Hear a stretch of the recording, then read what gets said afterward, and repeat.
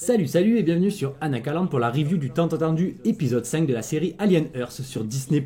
Un épisode très attendu puisqu'il nous a montré enfin ce qui s'était passé à bord du Maginot peu avant le crash du début de la série, et un épisode que j'ai trouvé vraiment très sympa. Il a certes ses défauts dont je parlerai évidemment dans cette vidéo, mais un épisode que j'ai trouvé plutôt cool, un peu entre carnage et nostalgie. Je pense que c'est d'ailleurs ça que je vais mettre sur la miniature, avec énormément du coup de références et plutôt même des clins d'œil, je trouve, au-delà du fanservice que certains ont pu reprocher par exemple à Romulus. Je trouve que là on est dans un autre registre, j'en parlerai évidemment, et en plus on est sur quelque chose d'un peu plus gore, un peu plus dégueu, clairement, moins poisseux, mais avec une production design que j'ai trouvé très sympa. Vraiment ça, voilà, ça rappelle des souvenirs et tout, donc plutôt cool. Mais évidemment, avant de commencer, je tenais déjà à remercier Tom Le Chauve, qui s'avère être le premier membre de la chaîne. Un grand merci, et aussi... je me permets toutes mes condoléances, parce que moi perso je sais pas ce que je ferais si je n'avais plus de cheveux. Mais blague à part, vraiment encore merci. Quant à vous autres, n'hésitez pas à en faire de même. Vous pouvez faire ça directement sur YouTube ou sur Tipeee. Les avantages seront les mêmes à terme, quelle que soit la plateforme sur laquelle vous inscrivez. Pour le moment, effectivement, il n'y a pas encore de contenu réservé aux membres, mais ça viendra évidemment. Plus vous serez nombreux, plus ça viendra vite. Donc bref, faites-en de même si vous pouvez. Si vous ne pouvez pas, évidemment, aucun souci. Tant qu'à faire, au minimum un petit like et surtout un abonnement, c'est très important pour la chaîne, et puis c'est gratuit et ça fait toujours très plaisir. Et puis donc, comme je disais, un like si la vidéo vous plaît, tant qu'à faire. Et surtout, évidemment, dites-moi en commentaire ce que vous avez pensé de cet épisode, ce que vous pensez de ce que je pourrais dire dans la vidéo, ça permettra de discuter. Pareil, je lirai quelques commentaires de la semaine dernière en fin de vidéo, et j'en ferai de même avec les commentaires de cette semaine la semaine prochaine. Et aussi, j'envisage, c'est un peu compliqué, je vous l'avoue, pour moi le soir en termes de planning et tout ça, mais j'aimerais vraiment faire voire des lives sur la chaîne, notamment là à l'occasion de Alien. C'est vrai qu'on parle énormément d'Alien et tout ce qui peut y avoir autour ces derniers temps sur la chaîne, mais c'est vrai que c'est d'actualité et c'est un univers qui me passionne. J'arrive quand même à trouver le temps de vous faire quelques contenus comme sur John Carter, comme d'autres qui arrivent, vous inquiétez pas. Donc voilà, j'essaye de varier un peu, mais là j'avoue j'aimerais vraiment faire au moins un et puis probablement d'autres lives vraiment pour parler spécifiquement d'Alien, Alien Earth, parce qu'il y a énormément de choses à dire. En plus il y a énormément aussi de monde, vous êtes très nombreux à avoir des avis divergents en commentaire. D'ailleurs encore merci à ceux qui donnent leur avis, qui sont pas forcément le même, mais qui le font dans le respect, dans la gentillesse et dans la bienveillance. Donc encore une fois merci à vous, et ça permettrait, je pense, peut-être de discuter. Donc j'avoue je sais pas trop comment m'organiser au niveau du planning pour les soirées, je vous passe les détails mais c'est un peu compliqué, mais j'en ai très envie. Et puis voilà, donc dites-moi, vous savez quoi, dites-moi en commentaire si vous aussi ça vous dit. Vous me mettez live en commentaire, ou en plus de votre commentaire vous me mettez un petit mot là-dessus, et j'essaierai de trouver le temps quoi qu'il arrive. Si c'est pas demain soir, ce sera peut-être un peu plus tard, je vous préviendrai un petit peu en avance dès que je serai certain que ce soit possible, pour que vous puissiez vous aussi vous organiser de votre côté si vous voulez être présent. Mais en tout cas merci d'avance déjà à ceux qui le seront si le live a lieu, et sur ce je pense qu'on peut y aller.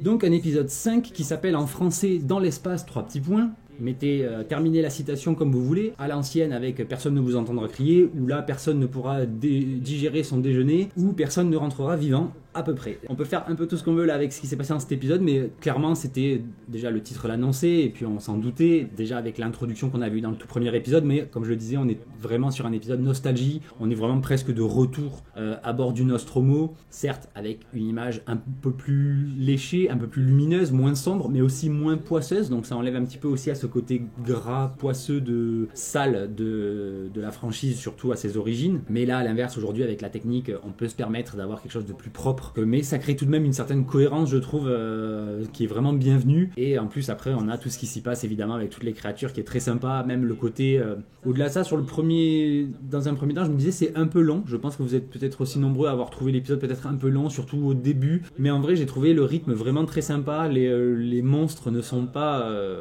on n'est pas là vraiment pour voir juste du carnage, même si le carnage est là. Par exemple le xénomorphe arrive assez tard et tout ça, mais on est vraiment plus sur l'enquête et tout ça. Ça j'ai bien aimé l'ambiance, la mise en scène a vraiment beaucoup joué avec nous. J'en parlerai évidemment un peu plus tard dans la vidéo plus en détail, mais j'ai trouvé que la mise en scène était très intéressante dans sa manière de raconter les choses aussi. Donc c'est vrai que certains épisodes précédents avaient pu être parfois un peu pauvres, même s'il y a toujours quelques plans qui sont très bien choisis, très bien pensés. Là j'ai trouvé que c'était vraiment un peu plus marqué, je trouve. En plus, est-ce que c'est lié ou pas, mais en gros on est sur un épisode qui est écrit et réalisé par Noah Hawley, donc est-ce que vraiment c'est parce que c'est lui que c'est aussi bien? Je pense que oui. comme tout pour le tout premier épisode qui avait plus ou moins mis à peu près tout le monde d'accord malgré quelques petits défauts, et c'est vraiment l'épisode 2 qui a été très clivant. Là on est à nouveau sur le même schéma, et on voit aussi que, comme je l'avais déjà dit justement dans le premier épisode, clairement on comprend que c'est un fan absolu, de même que Fede Alvarez avait fait son hommage à sa façon. Là on a clairement encore un hommage au travail de Ridley Scott sur Alien de 1979, donc c'était vraiment super sympa, sans forcément trahir en plus le contexte ni ce qui avait été dit. Ça apporte même des réponses plutôt intéressantes sur tout ce qui s'est passé déjà dans ces 4 premiers épisodes de la série. Donc j'avoue que c'est vraiment un épisode qui effectivement était prévu pour ça, mais un épisode vraiment charnière, et en plus avec le final qu'on a, je pense qu'on va passer à une autre vitesse, à un autre rythme pour les 3 épisodes du coup qui restent. Ça fait vraiment très peu, c'est dommage, mais en tous les cas je m'attends à des dingueries pour la suite, même si effectivement dans les épisodes précédents, vous avez été quelques-uns aussi à me le dire en commentaire, mais ça manquait parfois un peu de peur, d'angoisse, de surprise même parfois, et ça c'est vrai,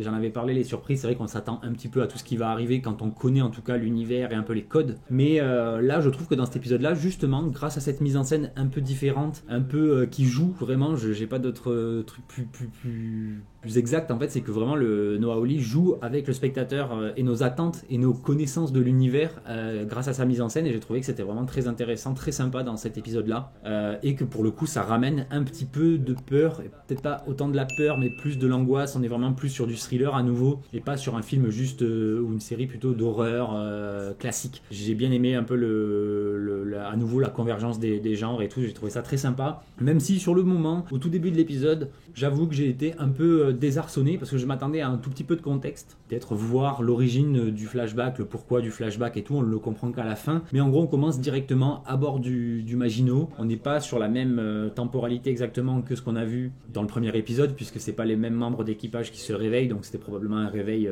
antérieur qu'on avait vu au tout début, dans lequel ils font un peu d'exposition où ils expliquaient les entreprises, tout ça. Là on est sur un réveil un peu plus tardif, le dernier réveil en gros avant le carnage et le crash. Donc on a un Moreau qui est réveillé puisqu'il était en sommeil par son assistant parce qu'il y a eu un incident, donc il y a eu un incendie, sabotage, et des facehuggers, 2 en particulier, se sont échappés et ont infecté, facehuggé comme j'aime bien dire, 2 membres d'équipage, à savoir le capitaine, tant qu'à faire, et je crois que c'est le chef de l'équipe scientifique ou un truc comme ça, Bronski ou quelque chose dans ce bout-là. On est, ils disent 17 jours de la Terre, mais c'est pas forcément 17 jours avant aussi, parce que on apprend aussi dans cet épisode que le carburant, qu'il n'y a plus de carburant et tout, donc en fait le vaisseau il va être lancé sur sa trajectoire un peu comme une chute elliptique, machin, tout ça, mais plus propulsé. Donc est-ce qu'il va pas ralentir? Est-ce que ça va mettre 30 jours le 17? Est-ce que ça va pas en mettre 50? On sait pas trop, mais dans tous les cas, voilà, ils sont plus très loin de la Terre. Pour eux, ils sont bientôt arrivés. Et évidemment, c'est au dernier moment que tout va partir en sucette. Donc on a ces facehuggers qui ont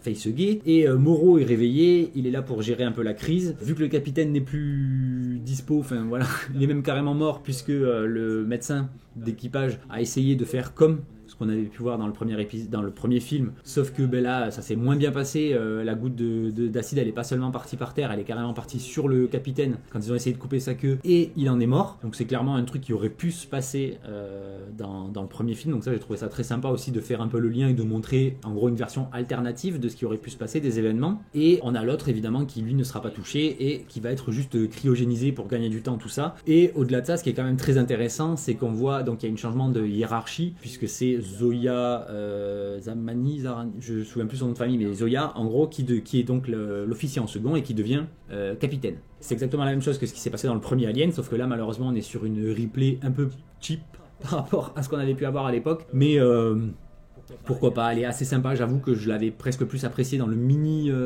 extrait du premier épisode que là. Je l'ai trouvé, même si sur la fin elle se révèle un peu, mais c'est vrai qu'elle avait l'air un peu osef entre guillemets, même si voilà, comme je disais, sur la fin ça c'est sympa. Mais cet épisode voilà nous aura quand même présenté un petit peu les membres d'équipage, on va dire ceux qui étaient éveillés au moins. Donc on a évidemment Moreau, bon lui on savait déjà que c'était un con, et là ça nous semble nous le confirmer, même si on essaye de nous montrer des petits flashbacks de il avait une fille qu'il aimait beaucoup et que elle-même l'aimait beaucoup, mais elle est morte à l'âge de 19 ans. Ok, bah tant pis, en même temps, enfin voilà, c'est comme ça. Mais c'est trop tard en fait, il aurait fallu presque nous montrer ça un peu plus tôt pour qu'on s'attache à Moreau. Maintenant on sait que c'est un manipulateur, on sait que c'est un enfoiré. Là on a même le qualificatif de bête sauvage qui est utilisé par la grand-mère Yutani pour le décrire et tout. Donc C'est un peu trop tard, je pense, pour nous donner vraiment un attachement, ne serait-ce qu'infime, à Moreau. D'ailleurs, même par rapport à ça et par rapport à la nouvelle capitaine, il y a un moment où c'est assez drôle et même un peu étrange, c'est que les rôles semblent presque inversés, puisque c'est elle qui dit qu'elle est en charge en tant que capitaine de la sécurité de son équipage, en anglais elle dit safety, donc vraiment voilà, le fait qu'il soit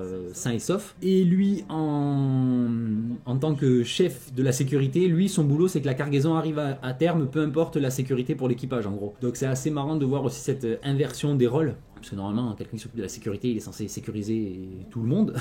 Ben là, non. Et elle, à l'inverse, son boulot, normalement, c'est d'accomplir sa mission. Ben là, le rôle est complètement inversé. Donc, pourquoi pas, c'est assez intéressant de voir que, malgré tout, Moreau reste froid, calculateur et avec objectif unique de ramener la cargaison. Il n'y a pas de tergiversation. Donc, encore une fois, ça contredit un petit peu le côté ouin-ouin. Il a des émotions aussi. Il avait une famille et tout. Et même le côté, s'ils avaient voulu nous montrer, oui, c'est parce qu'il a perdu sa famille, justement, qu'il est devenu sans raison de vivre autre que son boulot et tout. Mais dans tous les cas, si c'était ça qu'il voulait dire, c'est pas ultra bien montré. Donc ça, c'est peut-être un des petits défauts aussi en termes de la narration de cet épisode. Après, sinon, pour ce qui est des autres personnages, j'avoue que ça marche à peu près bien. Bon, il y a les deux ingénieurs là, bon, il y a le gamin un peu débile qui fait que bouffer, qui est un petit peu insupportable, mais pourquoi pas. Je me rappelle que Brett et Parker étaient un petit peu aussi insupportables à leur façon dans le premier. D'ailleurs, je trouve qu'il y a pas mal de liens à faire dans son équipe, entre lui là, le jeune débile, et le vieux blasé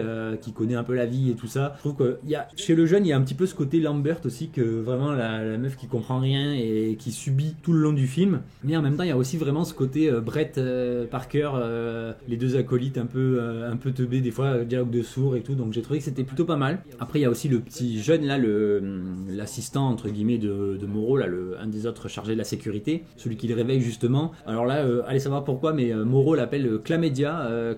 Donc sur le moment, je me suis dit, mais ils sont sérieux, genre ils peuvent pas appeler un jeune avec un autre nom qu'un nom qui rappelle le cul et tout. Donc certes, c'est peut-être le running gag de la série, pourquoi pas et tout, mais c'est vrai que c'était un peu genre en mode. Surtout que la Chlamydia, c'est un peu trash, c'est pas la plus sexy des IST, mais bon voilà. Surtout qu'en plus de ça, j'ai même pas retenu son vrai nom avec tout ça.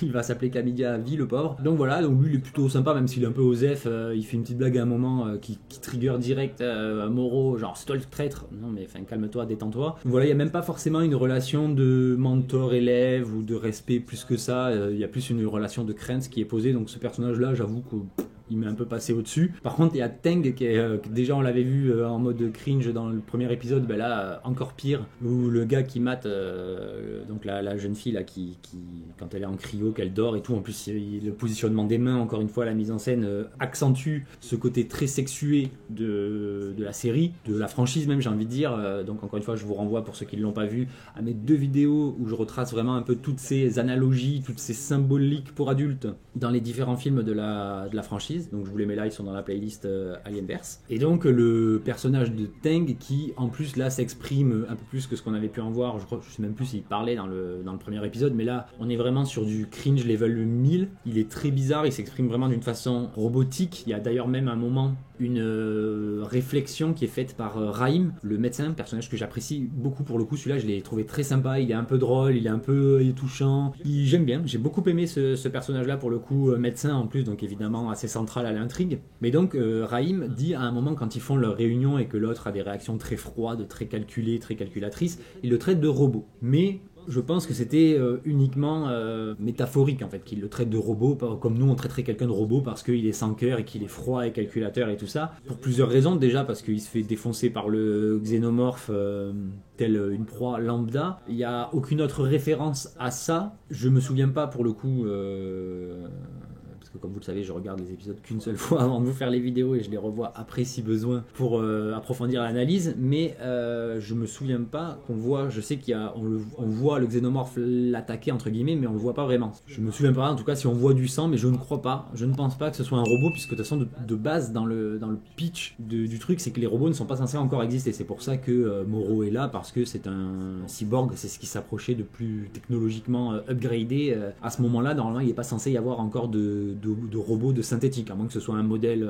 Bref, il passe pas dessus, donc il y a ce petit truc qui est lancé, mais je pense pas, je pense que c'est vraiment juste une réflexion en mode taré, voilà, robot. D'ailleurs, on voit que Raïm aussi est pas forcément ultra tolérant par rapport à ça, puisque quand il se fait interroger par Moreau, il fait bien une réflexion sur le fait que oui, bah, toi aussi, t'es moitié robot, est-ce que c'est pour ça que t'es un connard, en gros, voilà. Et aussi quand il se moque de lui par rapport au fait que c'est un cyborg, il parle notamment du fait, oui, toi tu ne transpires pas, pourquoi? Parce que t'es un cyborg, nous on est dans 65 ans de paix recyclée, bon c'est assez drôle, voilà. Mais ça fait aussi un petit foreshadowing par rapport à ce qui s'est passé, enfin ce qui va se passer, mais que nous on a déjà vu, à savoir le fait qu'il transpire, certes, mais il arrive à gérer ses émotions, ou que sais-je, puisque il ne se fait pas défoncer par le xénomorphe dans l'épisode 2. Donc on voit qu'il y a un petit peu ce côté-là du Rahim qui est pas forcément hyper fan des êtres synthétiques, sur le principe où il en connaîtrait, ou en tout cas des semi-synthétiques, des cyborgs, et ce serait peut-être tout simplement l'explication de pourquoi pour lui robot est une insulte au même titre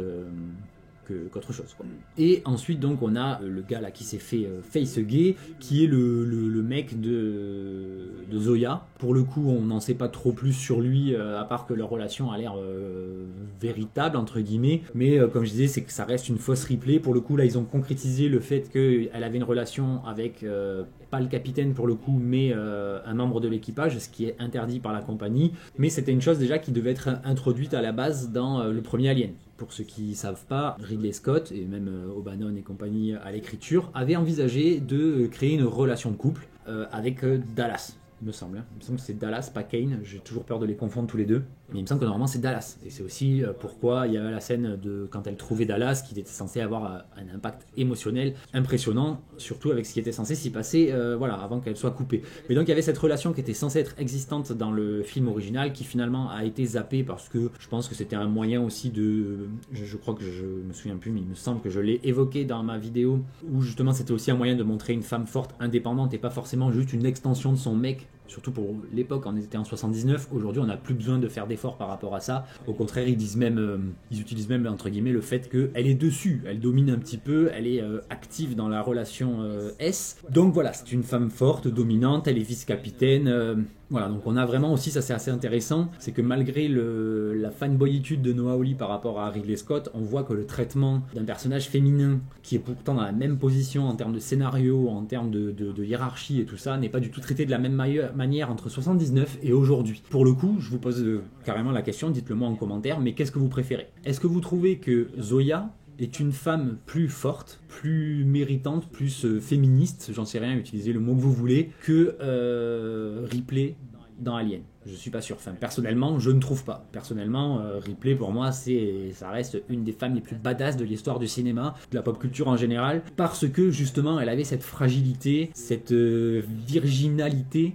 dans sa représentation, évidemment, qui là n'est plus très présente, parce que pareil, il n'y a pas aussi, c'est pas forcément que ça m'a manqué, honnêtement, je m'en fous un petit peu, mais il n'y a pas non plus ce côté un peu sexualisant des personnages féminins, ou même masculins, hein. On n'a pas, comme dans d'autres films, comme dans Aliens, par exemple, où on a tous les soldats au début qui sont à moitié à poil, que ce soit des mecs, des femmes et tout. Voilà, ça sent la transpi. Voilà, on sent que déjà on est dans quelque chose de très charnel, très transpirant.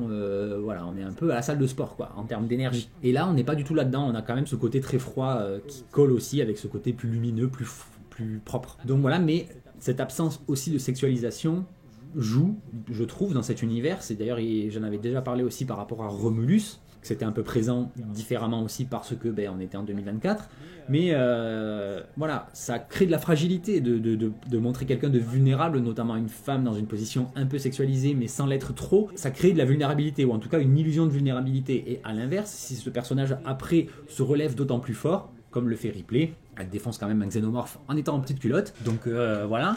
Là, du coup, on a quelqu'un de ultra badass. Je trouve que, pour moi, c'est quelque chose d'assez évident, et c'est vrai que là, avec les productions récentes, on sent qu'ils ont envie de bien faire, mais qu'en même temps, il y a des trucs à respecter, et des trucs à pas faire surtout, et que du coup, ça marche sans vraiment marcher. Bref.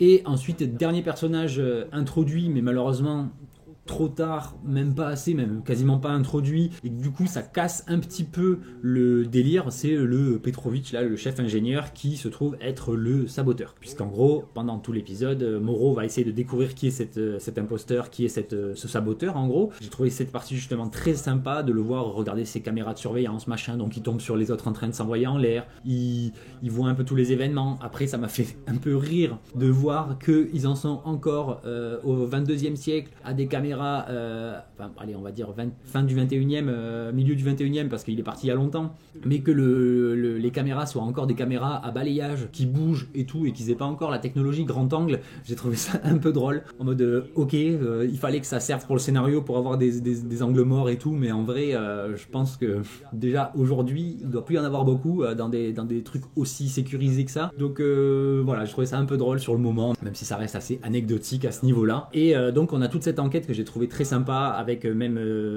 donc on voit vraiment l'attaque entre guillemets des facehuggers, qui est là aussi est très bien faite, très cool. On a les deux cas de figure à nouveau qui sont montrés, entre celui qui se fait choper par surprise direct, celui qui réussit à l'attraper, qui est quand même un move assez récurrent dans la franchise, mais malheureusement avec la force de la queue et des pattes du facehugger, il se fait choper, à savoir le capitaine là, habillé en bleu, le vieux asiatique là. Donc très sympa. Et donc au cours de son enquête, il y a des données qui ont été effacées, qu'il va restaurer, et il y a les communications un peu de tout le monde, donc ça permet vite fait de redonner un peu de contexte à différents personnages, comme le petit débile, voilà, l'autre qui dit qu'elle est tombée amoureuse, etc., etc. Donc on a un peu d'approfondissement sur certains personnages, notamment le gars qui s'est fait, le scientifique là qui s'est fait facehugger. Et surtout on découvre que donc c'est ce fameux Petrovich qui est le traître, le saboteur, et qui travaille surtout pour Cavalier, à savoir donc le chef de Prodigy qu'on a vu depuis le début. Et plus ou moins ça donne quand même pas mal de réponses, et ça soulève à nouveau quelques questions qu'on avait pu se poser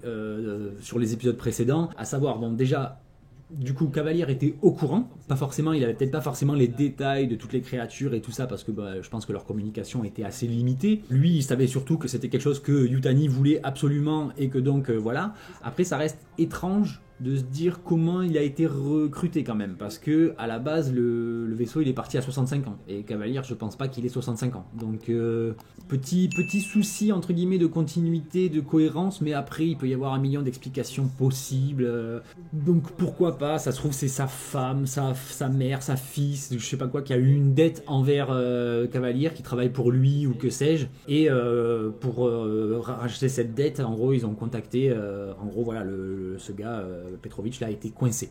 Peut-être que c'est ça, même si après il a l'air un peu blasé de son boulot, donc est-ce qu'il fait ça juste par dépit pour quitter Weyland-Yutani, est-ce qu'il fait ça pour... Enfin voilà, on voit qu'il y a zéro respect de la part de Cavalier aussi, et du coup ça pose surtout la question, en tout cas ça confirme plutôt qu'il savait, plus ou moins, en tout cas au minimum, ce que allaient chercher donc les hybrides à la fin du premier épisode, quand il les envoie les chercher. Mais il savait pas forcément que c'était des créatures vraiment ultra dangereuses, puissantes, donc en vrai, je trouve que ça contredit pas forcément. Je sais que vous êtes nombreux à trouver ça bizarre qu'il envoie des prototypes à des milliards et des milliards de dollars, possiblement se faire dézinguer. À la base, ma théorie était qu'il ne savait pas du tout ce qui allait être présent dans le vaisseau, et que ça expliquait un peu l'occasion de tester ces prototypes, mais là en même temps c'est un petit peu la même chose, malgré le fait qu'il le sait. En vrai, il est aussi très confiant par rapport, je pense, à ses créations, et ça rejoint aussi ce que j'avais dit dans le tout premier épisode, enfin sur ma critique review du tout premier épisode, c'est qu'en vérité c'est juste un enfoiré qui manipule, et ça on l'a vu déjà dans l'épisode précédent. Voilà, ce sont des propriétés qui lui appartiennent, et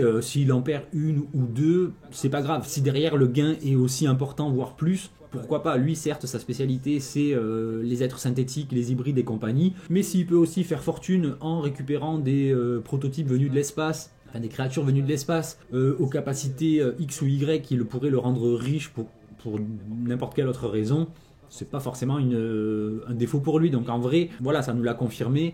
Après, j'aimerais revenir là-dessus aussi quand même, petit bémol, c'est que je vois beaucoup de monde qui arrête pas de parler de Elon Musk, Elon Musk, Elon Musk, Elon Musk. Alors déjà, premièrement, dans la fiction et notamment dans la SF, on n'a pas attendu Elon Musk pour avoir des grands méchants patrons vilains pas beaux. Ça a toujours existé, hein, même chez Ridley Scott, hein, du Weyland, déjà c'était déjà le cas. Je vous renvoie aussi à Blade Runner, je sais pas, enfin tout, en fait, quasiment tous les films de SF, il y a toujours un enfoiré de grand patron, PDG, méga riche, voilà. Même dans la vidéo que je suis en train de faire et tout. D'ailleurs, j'ai complètement zappé, mais j'ai enregistré hier la vidéo sur les différents canons dans la saga Alien et compagnie, et puis toutes les sagas à côté, comme ça répondra à toutes vos questions, que ce soit justement Blade Runner, AVP, Predator, Alien, les différents trucs avec Alien, même Alien Earth par rapport aussi à un peu la canonicité qui est un peu bordélique parce qu'ils arrêtent pas de changer vite fait d'avis, je vous en dirai pas plus, mais voilà, pour ceux qui sont au courant, qui ont peut-être vu passer des articles ou des interviews, ils arrêtent pas de changer un petit peu de leur fusil d'épaule là, notamment sur Alien Earth depuis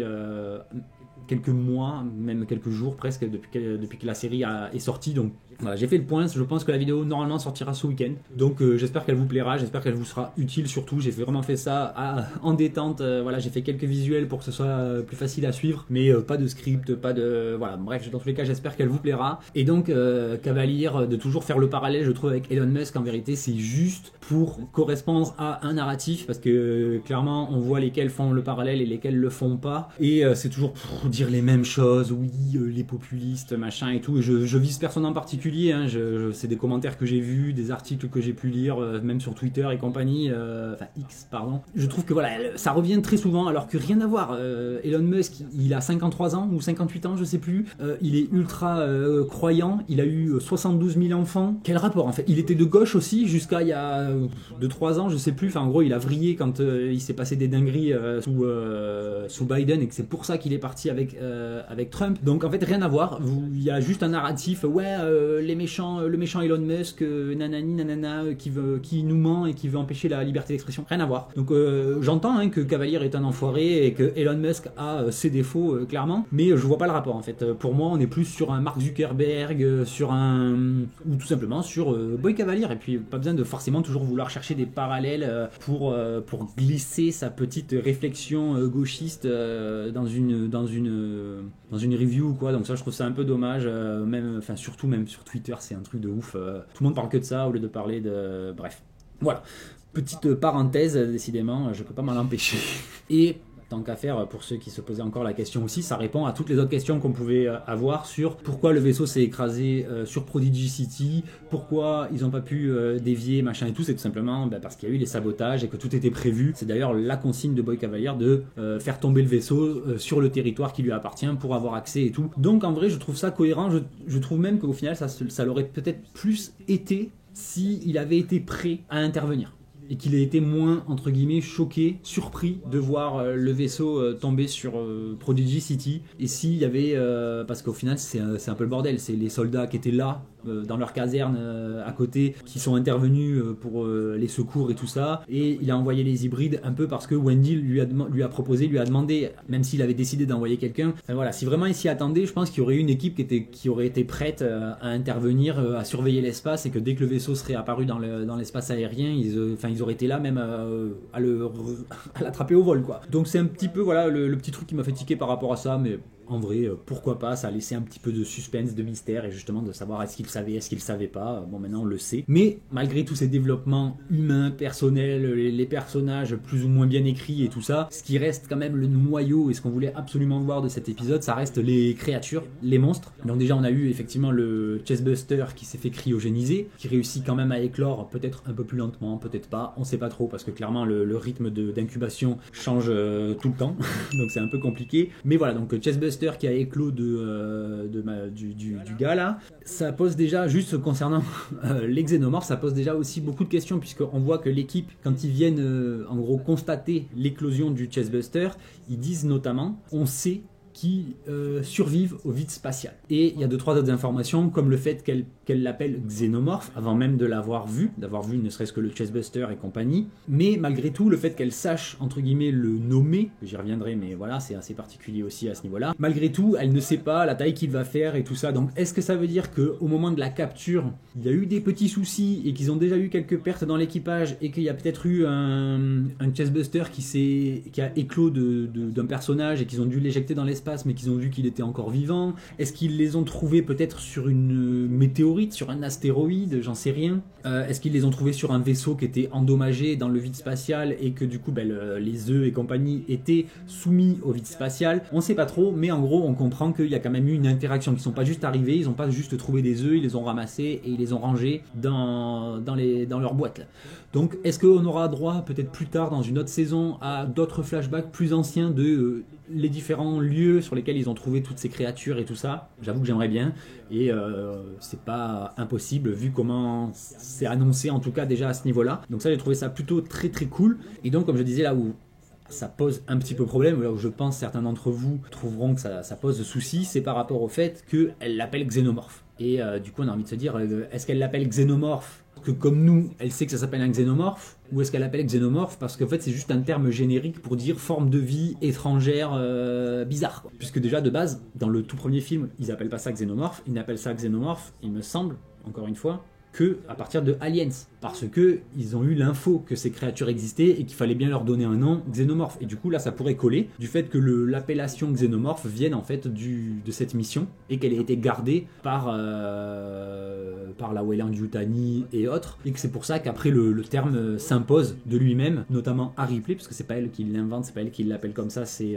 le gars de la Weyland qui parle de xénomorphe. Ça pourrait coller, voilà, même si encore une fois je vous spoile pas, mais ça peut être un peu compliqué par rapport à la chronologie, mais en vrai ça pourrait coller. Donc pour moi il n'y a toujours pas d'incohérence flagrante et désagréable, enfin qui briserait le continuum ou quoi que ce soit, le canon ou quoi que ce soit. Mais donc voilà, probablement qu'elle appelle uniquement ça xénomorphe parce que c'est le terme entre guillemets scientifique qu'ils ont trouvé et qui correspond le mieux à cette forme de vie. Comme pour le ovomorphe, c'est voilà un truc qui a une forme d'œuf et c'est tout quoi. Et que du coup, encore une fois, il se serait imposé. Là où encore une fois, j'ai un petit souci, même si c'est un peu bizarre en fait. Je le trouve bien, je le trouve bien fait et tout ça, mais j'ai quand même un souci par rapport à ce xénomorphe justement qu'on voit depuis le début dans cette série. Je trouve qu'il est un peu trop humain dans ses mouvements et même dans ses proportions. J'ai l'impression qu'il est un peu plus petit.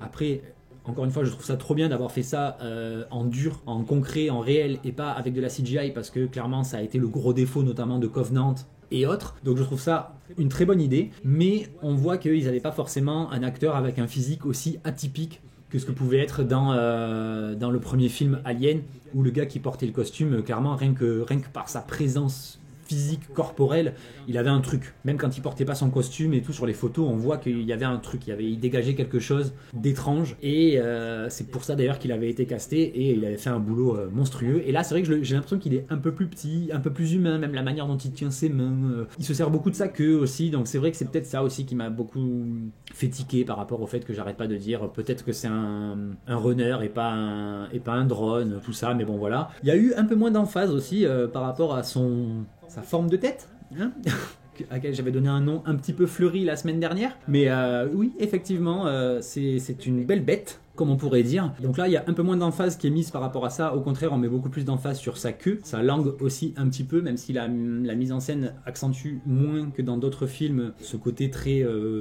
pénétrant, violent, forcing. Encore une fois, donc que j'ai évoqué, je marche sur des œufs parce que le moindre mot peut faire démonétiser la vidéo, donc désolé. Mais allez voir la vidéo qui sont déjà démonétisées et au moins vous aurez toutes les infos, voilà. Et toujours sur les xénomorphes, il y a encore cette question de pourquoi il n'est pas tant agressif que ça par moment, puisque là on a la scène avec le miroir où il apparaît derrière Zoya et il se regarde, machin, mais il ne la tue pas, il la fait seulement trébucher. Pourquoi? Comment? Est-ce que c'est parce qu'il est perturbé, qu'il ne sait pas où il est? Est-ce qu'il y a quelque chose qui va pas chez ce xénomorphe? Est-ce que... Il a un souci, il a un pet au casque, est-ce qu'il n'est pas fini, on ne sait pas trop, mais il n'est pas forcément toujours ultra meurtrier, donc pourquoi pas, peut-être qu'il voulait se l'économiser et juste la capturer effectivement comme il est censé faire pour l'amener aux ovomorphes, puisqu'on voit que après le crash, il a tout bien rangé les œufs en dehors de leur boîte et tout, donc prêt à contaminer, à trouver des hôtes, donc pourquoi pas, est-ce que ça pourrait être la raison? Et encore une fois, ouais, c'est une petite parenthèse, c'est que j'ai trouvé aussi très intéressant dans cet épisode, c'est que il y a pas mal de petits foreshadowing, c'est des tout petits foreshadowing parce que ça se passe dans le même épisode, donc en vrai voilà, mais je trouve que les petites séquences, petites attaques et tout sont annoncées de manière plutôt efficace et évidente, comme avec la grille par exemple pendant l'interrogatoire où Raïm il se plaint parce qu'il a de l'humidité qui lui tombe dessus, sauf que juste après c'est plus de l'humidité qui tombe sur la tête de Teng, c'est de la bave le fluide du xénomorphe. Le coup du miroir, pareil, quand il y a la fumée, quand il tue quand il désinfecte la salle d'opération, l'infirmerie, pardon, et qu'il y a la fumée, on voit un reflet très présent à l'écran pendant un bon moment, et clairement moi je m'attendais à ce moment-là à voir apparaître quelque chose dans le reflet. Non, ça n'arrive qu'un peu plus tard, donc pourquoi pas, ça marche pas mal. C'est pareil que toutes les références entre guillemets qu'il y a pu y avoir par rapport au premier film. Par exemple, on a la scène du repas meeting avec la gourde où l'autre il boit, mes machins, mes trucs, est-ce qu'il va se passer une dinguerie comme dans le premier film? Ben non. Pareil, juste après, le gamin qui fait descendre je sais pas quoi pendant qu'il fait ses travaux, et on voit une chaîne en ombre et on a exactement la même image que Brett. J'ai toujours peur de me tromper, mais non, oui, c'est ça, c'est la scène où Brett se fait tuer et que justement il y a les chaînes, machin, tout ça, et que le xénomorphe apparaît dans l'ombre au milieu des chaînes, tout ça, avec pareil un jeu d'ombre. Donc j'ai trouvé que pour le coup, les références, les clins d'œil, le fanservice, entre guillemets, si vous voulez, envers le premier film fonctionnait très bien parce que c'était pas juste oulala, il y a une ombre et il meurt. Non, il y a une ombre, mais non, c'est une chaîne, il ne va pas mourir à ce moment-là. Il y a le repas, meeting, machin, il se fait infecter par autre chose à ce moment-là, mais il ne meurt pas à ce moment-là. Donc à chaque fois, en fait, il joue avec nos attentes de fans, de gens qui connaissent la franchise, et ça, je trouvais ça vraiment très sympa parce que justement ça nous perturbe un petit peu au niveau, comme je disais, c'est vrai que précédemment on avait tendance à s'attendre un petit peu à tout ce qui allait arriver, et bien là pour le coup on sait pas trop, et donc ça j'ai trouvé ça plutôt très sympa à ce niveau là. Et dernière chose par rapport au xénomorphe et à son attaque notamment que j'ai trouvé très sympa, c'est que très discret mais elle était là, on a à nouveau le retour de la sirène, la mythique sirène, pendant que le xénomorphe justement poursuit Zoya dans les couloirs. Pareil, les plans sont un hommage évident aussi de cette poursuite là dans les couloirs, très propre aussi à nouveau là encore une fois. Mais voilà, donc je trouve que les créatures, malgré le fait qu'elles soient assez peu présentes à l'écran, sont très bien mises en valeur, et notamment les autres qui clairement ont porté l'épisode, à savoir Neneuil, mon copain Hytopus, ou T-Oculus son vrai nom, mais je trouve que Hytopus lui marche vachement plus, parce que Octopus, Hytopus, je trouve que ça marche mieux, donc voilà, je vais le copyrighter, mais je trouve que ça marche mieux. Et surtout là les tiques, les arthropodes qu'ils ont appelés, donc pareil, ça me fait penser aussi par rapport au fait que le xénomorphe s'appelle xénomorphe parce que c'est un terme scientifique. Ben, c'est un peu la même chose que les arthropodes, ce ne sont pas réellement des arthropodes puisque c'est pas ceux qu'on a sur Terre, donc mais c'est une classification arthropodes, les espèces d'insectes là, les tiques, qu'ils appellent d'ailleurs espèce 19. Donc je trouve ça intriguant. Ça veut dire qu'il y a eu pas mal d'espèces qui ont été rencontrées, que peut-être qu'ils les ont pas toutes ramenées, mais qu'il y en a eu beaucoup de rencontrées. Donc pareil, ça pourrait amener à des choses intéressantes dans des flashbacks, voire même, j'en sais rien, un spin-off, soyons fous. Même si le casting est pas dingue, donc un spin-off porté par ce casting-là et ces personnages-là serait pas forcément hyper efficace, mais bon voilà. En même temps, il y a une grosse partie de l'équipage qui est endormi, donc peut-être qu'on pourra avoir des surprises avec d'autres membres qu'on ne connaît pas, et ça permettrait aussi de recaster pour d'autres flashbacks avec d'autres personnages et tout ça, donc pourquoi pas. Mais surtout voilà, j'ai trouvé que cet épisode mettait vraiment l'emphase sur ces créatures-là, sur vraiment leur côté dégueulasse clairement, et notamment celui des arthropodes, justement là, des insectes. Et pour le coup, à l'inverse, je trouve que le Hytopus là, il est devenu encore plus intéressant dans cet épisode, déjà qu'il était assez fascinant de par son fonctionnement et toutes les questions qu'on pouvait avoir autour de lui. Ben là, il y a des réponses, mais il y a encore plus de questions, donc ça, j'ai trouvé ça vraiment cool. Mais bon, pour commencer, déjà avec les tiques là, j'ai trouvé ça vraiment bien, et en même temps hyper rageant, notamment la première scène où on les voit là avec la meuf qui les nourrit et tout ça, qui fait des expériences. Elle met le bras dedans quand elle pose le rat par exemple. Premier truc qu'elle fait, elle met le bras dedans, genre même pas peur, elle va se faire bouffer, mais non, même pas peur. Elle oublie de fermer le couvercle. Ça fonctionne encore une fois, voilà, ça peut arriver à n'importe qui d'être distrait, en plus il s'est passé des trucs qui l'ont un peu perturbé, tout ça, et le machin s'échappe et il pond des œufs dégueulasses dans sa gourde, et après il va se cacher dans son sandwich. Donc ça, j'ai trouvé ça très drôle, presque comme s'il faisait genre en mode c'est la seule chose que j'ai fait quand je me suis échappé, je suis allé manger ton sandwich, comme ça tu vérifies pas ce que j'ai pu faire d'autre et tout. Enfin, je l'ai vraiment ressenti comme ça. Je pense pas qu'il y ait autant d'intelligence dans la créature, et encore il y a moyen. C'est même Raïm qui réussit à le choper, parce que ça se trouve elle se serait fait bouffer entre temps et tout, même si l'objectif, je pense, était de faire naître ses petits. Mais au-delà de ça, justement, ce qui était très intéressant, c'est la mise en scène. C'est pas seulement ce qui s'y passe, mais c'est la façon dont c'est filmé. J'ai trouvé ça vraiment très cool, avec cette insistance sur la gourde, sur les gouttes. Quand elle en renverse un peu, au début on se demande mais pourquoi, qu'est-ce qui va se passer et tout. En plus on est focus sur l'œil parce que depuis le début il nous fascine, et qu'en plus il est là à l'observer, à la fixer. Même elle lui arrête pas de lui dire arrête de me regarder. On sent une réelle intelligence puisqu'il voit ce qui va se passer. Truc de ouf, il prévient que la bestiole est en train de s'échapper. Il fait pas ça pour détourner son attention ou quoi que ce soit. Au début, je me suis dit, c'est peut-être ça, tu vois, complice, quoi. Involontaire, entre guillemets. Non, il la prévient. Il est en train d'essayer de lui dire, il se passe une dinguerie, machin et tout. Et elle, allez, c'est bon, tu m'as saoulé, couche la niche, quoi. Donc j'ai trouvé ça énorme. J'étais vraiment, surtout qu'en plus, après, on découvre qu'il est pas tant agressif que ça, notamment vers les humains. Il est pas tant méchant que ça. Il a plus l'air d'avoir juste envie de se trouver un hôte, peut-être de rentrer chez lui, que de vraiment buter tout le monde. Donc ça, j'ai trouvé ça vraiment top. Et encore une fois, on a cette mise en scène qui est géniale. Par exemple, quand il y a les œufs qui ont été pondus dans la gourde, juste avant qu'elle quitte la pièce, on la voit prendre sa gourde, et juste derrière, on a le plan avec le petit voyant rouge qui montre que ça n'a pas été verrouillé et tout. Enfin voilà, il y a vraiment un sens du détail, je trouve, dans la mise en scène, surtout avec ce jeu, avec ces deux créatures où on sait jamais laquelle va être la pire, laquelle va faire la grosse dinguerie de l'épisode. Est-ce que c'est la gourde pleine de larves de tiques, ou est-ce que c'est l'œil? Je trouvais ça vraiment cool. Après, c'est vrai que l'œil a peut-être pas encore atteint son climax, clairement pas, je pense, mais j'ai trouvé ça très sympa, et on voit encore une fois son intelligence indéniable à ce niveau-là. Il s'échappe en...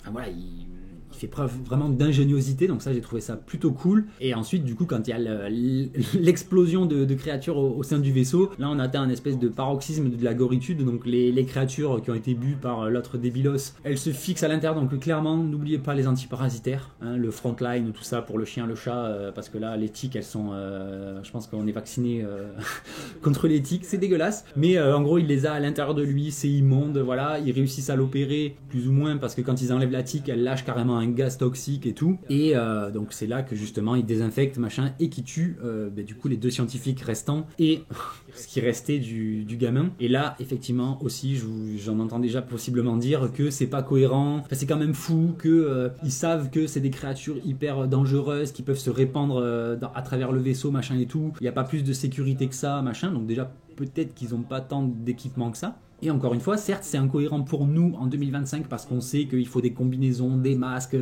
FFP2, des trucs pour se protéger, tout ça. Mais là, on est dans la continuité de 79, en fait. On est dans la continuité du Nostromo et tout ça. Donc, il y a les mêmes équipements que dans le Nostromo. Il y a les mêmes consignes, entre guillemets, de protection. Et encore, elles sont un peu moindres ici parce qu'ils mettent même pas de masque ou de visière et compagnie. Certes, c'est un peu... On se dit, mais les gars, au bout d'un moment, essayez juste d'être intelligent, quoi. Je sais pas. Et en même temps, c'est cohérent par rapport à ce qui avait été montré et le peu de consignes de sécurité à ce niveau-là. Même on le voit, l'autre par exemple qui met le bras encore une fois dans le tube, qui fait ça. Normalement il est censé y avoir un sas, quelle que soit la créature, hein, quel que soit même l'univers, il y a toujours de la cohérence, genre quand on veut nourrir je sais pas, il y a un sas, on met le rat, on tourne pour fermer, et ensuite on ouvre l'autre côté pour que le rat tombe. C'est comme ça que ça fonctionne normalement. Et ben là non, vas-y que je mets mon bras, histoire de me faire bouffer le bras et de me faire pomper jusqu'à l'os, pourquoi pas. Et donc du coup créature vraiment gore et compagnie. Et en plus après l'éclosion, où déjà ils ont fait leur désinfection, ça ne les a pas tués. Et en plus on voit qu'ils réussissent à passer crème entre les différentes pièces et tout du vaisseau. Et qu'est-ce qu'ils font? Ils retournent auprès de papa maman. Pourquoi pas, ça peut fonctionner. Surtout qu'en plus il y a le cadavre de l'autre là qui s'est pris une bastos dans la tête. Et c'est dégueulasse, il lui rentre dans la cervelle machin. Donc décidément eux je les déteste. Je préfère presque Oculus là que eux je les déteste vraiment, je berk. Et donc eux ils ont un peu fait leur taf, mais sans plus. Au final ils ont pas créé tant de panique que ça dans le vaisseau. C'est clairement le xénomorphe au final qui a mis le bordel, même si le petit Oculus a fait quand même sa part aussi. Et là je trouve que c'est peut-être ce qui avait vraiment le plus intéressant et ce que j'ai vraiment hâte de découvrir pour la suite à ce niveau là, c'est par rapport justement à Oculus, puisque quand il s'est échappé, déjà ce qui est assez marrant c'est que les filles voient qu'il s'est échappé, elles ferment le sas, mais ensuite il y a le combat entre guillemets entre Moreau et le traître là. Du coup sans le savoir il rentre dans la pièce, mais il n'y en a aucun des deux qui se fait attaquer. J'avoue que j'aurais bien aimé que justement le traître devienne l'autre par exemple, ça aurait été marrant, mais ils avaient je pense envie que ce soit Moreau qui le tue pour avoir entre guillemets ses aveux et cette petite phrase du ils voulaient des monstres, et ben ils vont les avoir, et au final c'est l'autre ingénieur là, le petit vieux qui se fait contaminer. Je m'attendais à un truc plus dégueulasse, au final c'est juste son œil qui devient énorme et tout, donc pourquoi pas. Et truc très drôle qui m'a même fait un peu penser à Doctor Who avec les Daleks, me demandez pas pourquoi, je crois qu'il y a un épisode où c'est un peu les mêmes bails, mais en gros il contrôle le corps mais pas tout à fait, et genre pour lui faire ouvrir la bouche, c'est très drôle, enfin moi j'ai trouvé ça très drôle, un peu dégueu mais très drôle, le coup de la tentacule qui sort du nez pour tirer la lèvre. J'ai trouvé que voilà, c'était une petite blagounette dégueulasse, mais qui marchait très très bien, donc j'ai trouvé ça très cool. Et surtout, évidemment, ça pose plein de questions par rapport, effectivement, comme je disais, à vraiment méchant, enfin vraiment monstrueux, à savoir tueur implacable ou pas. Et ben, pas tant que ça apparemment, puisqu'il s'en prend plus ou moins à Zoya quand elle a peur de lui. Mais il ne la tue pas, il la met juste KO, on ne sait pas trop pourquoi, comment, mais il ne la tue pas, il ne l'infecte pas et tout, donc vraiment je pense qu'il y avait juste cette volonté de retrouver un corps pour s'enfuir, pour se défendre, tout ça, ou potentiellement pour s'en prendre aux xénomorphes, puisqu'il y a quand même l'air d'avoir un certain bail qui se passe entre eux, puisqu'on voit qu'à un moment, il appelle le xénomorphe, il fait une espèce de bruit, donc jusque là, moi je dis pourquoi pas, puisque Wendy a réussi à entendre les facehuggers et à reproduire leur son. Parce qu'encore une fois, elle ne parle pas la langue des xénomorphes, elle ne fait que reproduire un son qu'elle a entendu, et du coup ça crée un lien. Donc aucune, je trouve, contradiction avec ça, même si le son n'est pas forcément le même, mais voilà. Et ça fait venir le xénomorphe. Donc déjà, ça soulève deux questions, à savoir que si les espèces se connaissent, et une fois que le xénomorphe arrive, alors qu'on croit qu'ils vont peut-être faire équipe ou que sais-je, non, il a beau se faire attaquer par Moreau, la seule chose, la seule entité à laquelle il veut s'en prendre, c'est le xénomorphe justement. On voit même qu'il le croque, bon apparemment pas suffisamment profondément puisqu'il n'y a pas d'acide, ou alors c'est qu'encore une fois ils ont oublié l'acide, mais je ne pense pas à ce niveau-là, je pense que les dents humaines sont juste pas assez fortes pour croquer vraiment un xénomorphe, mais bon voilà, il se fait déglinguer et l'œil s'enfuit pour trouver son prochain hôte, à savoir le chat. On ne l'a pas vu, c'est assez dommage, même si non en vrai, parce que pas forcément envie de voir le chat se faire déglingax, mais ça aurait pu être intéressant de voir comment il a acquis son dernier hôte entre guillemets. Mais bon, voilà, ça reste un détail. Mais surtout, là où ça soulève pas mal de questions, c'est est-ce que, du coup, l'œil est un ennemi naturel du xénomorphe? Est-ce que juste il comprend que le xénomorphe est la pire menace à bord du vaisseau et qu'il veut s'en débarrasser avant de peut-être se débarrasser des autres humains pour s'échapper? Voilà, après, en tout cas, il est capable d'émettre un son qui fait venir les xénomorphes. Donc, est-ce qu'ils se connaissent, entre guillemets? Est-ce que c'est des espèces qui se connaissent, qui ont déjà cohabité? Est-ce que l'un est le prédateur de l'autre? On aurait presque envie de dire et d'espérer que l'œil serait le prédateur du xénomorphe, mais en même temps, il s'y prend pas super bien, il a pas l'air hyper habitué, ou en tout cas de savoir comment faire pour s'emparer du xénomorphe, même si ça reste un truc que j'ai trop envie de voir. Xénomorphe avec un œil dégueulasse et intelligent, ça pourrait être la pire dinguerie de toute la saga, d'avoir un xénomorphe hyper brillant comme l'est justement l'œil. Enfin honnêtement très intéressé, soit ça, soit un hybride. Honnêtement les deux me feraient très plaisir de voir l'œil prendre possession d'un des deux. Mais du coup ouais, ça pose la question de est-ce que c'est un prédateur, mais en même temps si c'était vraiment son prédateur naturel, en tout cas le xénomorphe n'aurait peut-être pas répondu à l'appel, il aurait fui, ou peut-être qu'il aurait répondu à l'appel, mais en le voyant il aurait fui. Voilà, donc je pense que c'est peut-être pas des espèces qui se connaissent, que tout simplement l'œil a compris des choses parce qu'il a l'air très intelligent et tout ça. Peut-être qu'il a même accès à la mémoire de l'humain qu'il a capturé, qu'il a possédé et tout ça. Donc je pense pas que forcément ils viennent peut-être du même monde ou qu'ils se soient déjà croisés, même si ce serait assez dingue d'avoir des implications dans ce goût-là. Mais je trouve ça très intéressant. Mais voilà, je crois pas forcément à la théorie du prédateur naturel, du xénomorphe et tout ça, mais plus à une coïncidence qui pourrait amener des grosses dingueries à ce niveau-là. D'ailleurs, tant qu'à faire, ça nous amène aussi à la question, parce qu'on a clairement la preuve qu'il y avait plus que 5 individus en termes de créatures, et même plus de 1 de chaque. Par exemple, la fleur, on voit qu'il y en a au moins 2. Pareil, les tiques, là il y en a 5 ou 6 qui ont éclos, mais il y en a surtout plus que ça dans les caisses et tout. Donc est-ce qu'il y en a qui sont morts dans le crash? On n'a pas trop eu d'infos par rapport à ça, on a plutôt l'impression qu'ils ont tout récupéré, mais en même temps, il n'y a pas l'air d'avoir tous les spécimens, donc voilà, pareil, j'aimerais avoir un peu de réponse par rapport à ça. J'imagine que la plupart sont peut-être morts dans le crash et que ça réglerait le souci, même si je ne serais pas contre l'idée que justement quelques insectes ou quelques bestioles autres que le xénomorphe soient toujours sur place à Prodigy City, ce qui pourrait amener à d'autres dingueries. Pourquoi pas même d'ici la saison suivante, hein, ça peut prendre son temps aussi avant de se déclencher, d'exploser, donc pourquoi pas, j'avoue que ça peut être sympa. Mais bon, en gros, on arrive ensuite à la fin de l'épisode, très rapide, où on comprend plus ou moins pourquoi Moreau a pensé à ce moment-là à ce qui s'est passé, justifiant vaguement le flashback. Et donc là, on est, je pense que c'est New York.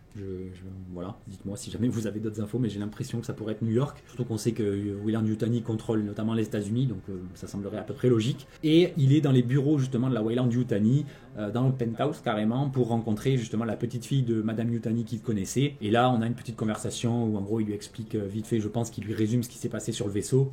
Il lui explique vite fait la situation et il explique que non, il n'y a pas de solution de discussion à avoir. Cavalier ne négociera pas en vérité. D'ailleurs, il ne le dit pas. Je m'attendais à ce qu'il l'ait dit, genre en gros, non, il ne va pas négocier avec vous, avec les avocats ou quoi que ce soit, parce que dans tous les cas, c'est de sa faute, c'est lui qui a provoqué ça. Donc, envoyez plutôt des soldats. Il n'en parle pas, mais j'imagine que c'était pour avancer, pour pas trop s'attarder dessus, mais que Yutani est peut-être au courant, vu qu'on vient de voir le flashback et que ça se trouve, il lui a juste raconté tout ça. Donc, pourquoi pas. Mais surtout, ce qui est très intéressant, c'est que, comme je disais, elle lui parle de lui en tant que créature féroce, machin et tout. Il décide de repartir là-bas et elle donne carrément carte blanche. Genre, il a un chèque en blanc pour tout ce qu'il veut faire.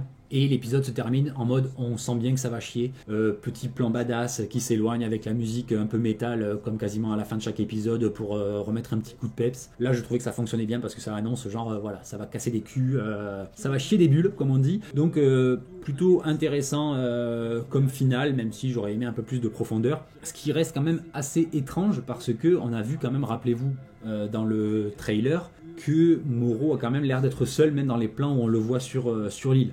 Puisqu'il y a notamment dans les images du trailer, on voit que donc Smee, Monsieur Mouche, a apparemment réussi à contaminer quelqu'un, puisqu'on voit quelqu'un sur une planche inconscient. J'ai pas reconnu si c'était Joe ou quelqu'un d'autre, mais en gros il y a quelqu'un qui est inconscient, donc potentiellement maintenant ce qu'on sait, qui a été contaminé par un facehugger et qui doit être extrait de l'île. Et on voit que Moreau est avec lui, mais genre il pousse la planche dans les marécages et tout. Donc est-ce qu'il va y aller juste tout seul et qu'il aura une équipe d'extraction qui sera prête et c'est juste ça l'aide de Madame Yutani, ou est-ce qu'il est venu pas tout seul, mais que les autres vont crever, on sait pas trop. Bref, c'est un peu étrange, mais dans tous les cas, on sait qu'il va se passer des dingueries sur l'île avec Moreau au minimum. Et clairement, moi, j'attends qu'une chose. De toute façon, je vous en ai déjà parlé plusieurs fois, mais c'est que justement là, le gars qui est infecté par le Chestbuster, tout ce que j'espère, c'est qu'il va éclore avant qu'il quitte l'île et qu'on va avoir droit à notre xénomorphe dans la jungle. Pour le coup, le vrai crossover entre Predator, le premier de 87, et Alien, quoi. Et j'ai très hâte de voir ça, j'avoue, un xénomorphe qui chasse dans la jungle, dans la nature, à l'extérieur, ce serait à la fois nouveau et hyper intéressant, même si on y a eu droit dans AVP Requiem, dans la forêt des États-Unis. Mais voilà, s'il vous plaît, je vous en ai parlé la semaine dernière, d'ailleurs, allez la voir si vous ne l'avez pas encore vu, mais j'ai pas envie de parler de ce film qui était une déception, surtout au niveau du traitement, justement, des créatures, même si le Alien est extraordinaire, notamment en termes de design et de reproduction. Mais donc voilà, je trouve que ça annonce à nouveau plein de bonnes choses. Je pense que là, on va arriver dans le dur. On a eu le début qui a bien démarré, puis un peu lent, tout ça pour mettre en place. Là, clairement, je pense que prochain épisode, on va voir la fin de la mise en place de tout ce qui va se passer au niveau de Neverland. Probablement l'infection par un facehugger et par Monsieur Smee, enfin Monsieur Mouche, pardon, de quelqu'un, probablement Joe, probablement pas. J'avoue qu'on s'attend tous à ce que ce soit Joe, mais peut-être pas aussitôt comme on l'a déjà dit plusieurs fois, même certains d'entre vous en commentaire. Donc, à voir honnêtement ce qui va pouvoir se passer. J'ai très hâte tout simplement de voir des dingueries se passer avec les monstres sur l'île. Même si, je le redis encore une fois, et c'est aussi le cas ici, c'est toute l'intrigue qui touche aux entreprises, aux hybrides, aux cyborgs, aux synthétiques et tout, est hyper intéressante, et que de toute façon, c'était plus ou moins annoncé encore une fois là-dessus, la série va parler de ça. Autant, voire même plus que du xénomorphe et compagnie. Donc, moi honnêtement, je suis toujours très satisfait. Il y a évidemment, comme je l'ai dit, quelques faiblesses au niveau de l'écriture et tout. Pas vraiment de mise en scène, notamment dans cet épisode-là, mais la série fonctionne très bien, je trouve. Et de toute façon, si vous êtes encore à dire que cette série ne vous plaît pas parce qu'elle contredit des choses et tout, eh bien, attendez ce week-end, regardez ma vidéo et vous verrez que vous allez peut-être pouvoir vous réconcilier avec cette série. Donc voilà. Je pense avoir fait à peu près le tour. On va regarder 2-3 commentaires. Alors, il n'y avait pas tant de questions que ça à répondre. Donc, il y en avait un notamment qui m'a assez intéressé. Enfin, c'est même une conversation, carrément, qui était assez sympa. Donc, qui a été lancée par Crypto Profit, qui dit: qui prend les paris avec moi? Donc, décidément, quelqu'un qui aime bien parier. Les AVP, donc Alien vs Predator, seront canonisés d'ici la fin de la série. Oui et non. Encore une fois, non par rapport au canon officiel, gascaïen, disneyen, tout ce que vous voulez, c'est mort. Mais, par contre, il y a moyen qu'ils canonisent tout simplement le concept du crossover comme on l'avait déjà dit, notamment avec ce qui va se passer avec Badlands et tout ça, il y a moyen qu'ils officialisent, peut-être pas de suite dans cette saison, mais que d'ici la fin de la série, il y a peut-être moyen que le crossover soit canonisé, mais pas les films, ça c'est sûr et certain. Ils aiment pas du tout, c'est sûr et certain, puis encore une fois je vous en parle dans la vidéo qui sort ce week-end. Voilà, il y a par exemple Alexis Marcon, décidément à chaque fois, jamais, voilà tout simplement, et on a To Nosgoth qui dit le pont étant déjà fait dans le prochain film Predator, voilà c'est ce que je disais, donc Predator Badlands, il y a fort à parier que les films soient réintroduits dans le canon, donc encore une fois non, mais oui, peut-être, car dans tous les cas, ils étaient bien plus cohérents avec la saga que les 2 derniers films de tonton Ridley, qui ont bien plus foutu le bordel qu'autre chose. Même si, grâce à Romulus, on peut maintenant arriver à tout recoller ensemble. Donc si Romulus a réussi à coller, c'est que c'était pas tant le bordel que ça en vérité, contrairement à ce que tout le monde a voulu faire passer comme idée. Encore une fois, j'en ai déjà parlé, et il n'y a pas forcément d'incohérence si on part du principe que une expérience scientifique peut être reproduite. Voilà, je dis ça, je dis rien. Mais encore une fois, j'en parle dans ma vidéo et pour le coup, the expert de la chronologie, de la canonicité des univers Predator, Alien et même Planète des Singes et tout, voilà, je vous spoil la vidéo, je voulais pas, mais tant pis. À savoir Andrew Gasca, qui était un peu le patron, le pape de la canonicité de ces univers, a canonisé sans souci Prometheus et Covenant avec les autres films, mais pas AVP, pas The Predator, pas plein de choses, enfin vous verrez. Donc, en gros, voilà, qui croire. Moi, j'avoue que je suis plutôt de son avis à lui que ça, mais encore une fois, le concept de crossover AVP peut totalement être canonisé, et même, moi je dis pourquoi pas, dans cet univers-là, dans cette nouvelle chronologie Disney Alien, quoi. Et après, il y a marqué, il y en a un autre toujours donc, de Crypto Profit qui dit, je trouve aussi, et c'est vraiment la présence de Madame Yutani qui me met la puce à l'oreille, parce qu'effectivement, à la fin de AVP Requiem, la technologie est ramenée enfin, je sais plus quelle technologie d'ailleurs, est ramenée à Madame Yutani. Mais bon, c'est de la même manière qu'ils nous avaient mis Peter Weyland dans les années 2000, dans AVP, le tout premier, qui là aussi n'était pas forcément cohérent avec la chronologie qu'on est censé avoir plus tard. Donc oui, non, voilà, c'est compliqué. Les films en eux-mêmes ne seront pas canons, mais le concept totalement. Ensuite, j'ai un commentaire de Alien Z4V. Je sais pas si je le prononce comme il faut, peut-être il y a un jeu de mots là-dessus, qui dit 5 saisons. Bon, déjà le concept de la série Alien c'est étrange, mais au final c'est bien. Mais tirer le fil comme ça, j'espère que ça va faire trop non. Surtout que c'est 2 ans avant Alien avec Ripley, donc bon, 3 petits points. Donc effectivement, le concept... Encore une fois, le concept avec Alien ne pourra pas durer aussi longtemps, mais à la base, la série était vraiment censée se centrer. Ça, je pense après, c'est les autres qui ont dit ouais, mais mettez-nous quand même un peu du xénomorphe à balle pour que les fans soient contents. Mais à la base, la série est vraiment censée raconter Prodigy, Weyland Yutani, hybride, synthétique, cyborg, etc., etc. Et le reste n'est qu'un prétexte. On était même nombreux, avant que la série sorte, à s'attendre à ce que le xénomorphe soit vraiment presque anecdotique au niveau du crash, peut-être, ou au niveau vraiment à la fin de la saison et tout. Et après, encore une fois, le côté 2 ans avant Ripley. Déjà les 2 ans peuvent se passer en 10 saisons, il n'y a pas de souci à ce niveau-là, même si les personnages vont peut-être un peu vieillir, enfin les acteurs en tout cas, mais on peut faire durer, parce que là il s'est passé à peine quelques jours dans une moitié de saison, donc ça pourrait coller, et surtout que clairement moi je suis convaincu que la fin d'une saison ou même de la série se terminera par Madame Yutani qui va envoyer un mail au Nostromo, à Moser qui est sur le Nostromo, pour dire bon ben vous n'êtes pas loin de la planète où ils ont récupéré les œufs, donc allez faire un tour quoi. Moi je m'attends à un truc comme ça, et même si on dépassait la temporalité de Alien, c'est pas grave. Tant qu'on dépasse pas celle de Aliens, parce que là il y a clairement des membres de la Weyland Yutani qui sont présents dans le film et qui du coup pourraient être au courant de ce qui s'est passé dans Alien Earth, dépasser la temporalité de Alien n'a pas forcément d'incidence. Surtout si les problèmes deviennent autres. Par exemple, si par exemple tous les xénos ont été butés et qu'il reste par exemple que les tiques ou que l'œil ou que des problèmes de robots, tout ça, la série pourrait continuer sans forcément contredire ce qui s'est passé encore une fois dans les films. Donc voilà, encore une fois, merci pour ta question. Ça permet de préciser pas mal de choses. Et voilà. Et surtout, tant qu'à faire, dans tous les cas, on le sait, Noah Hawley ne trahira jamais, je pense, le travail de Ridley Scott, même si il a envie de prendre un peu des libertés par rapport à ce qui a pu être fait, notamment dans Covenant, qui est assez dérangeant par rapport à sa temporalité à lui, mais il peut plus ou moins l'ignorer sans trop se faire de... Il est trop fan, je pense, pour vraiment le trahir, et en plus Ridley Scott étant à la prod, ça va être un peu compliqué quoi. Donc voilà. Ensuite voilà, j'ai eu un commentaire de JT qui je trouvais était assez pertinent, c'est il y a 2 types de fans, ceux qui aiment le monstre et ceux qui aiment son histoire. Pour les fans de l'Alien, cette série a du mal à les convaincre, qui est pas forcément faux.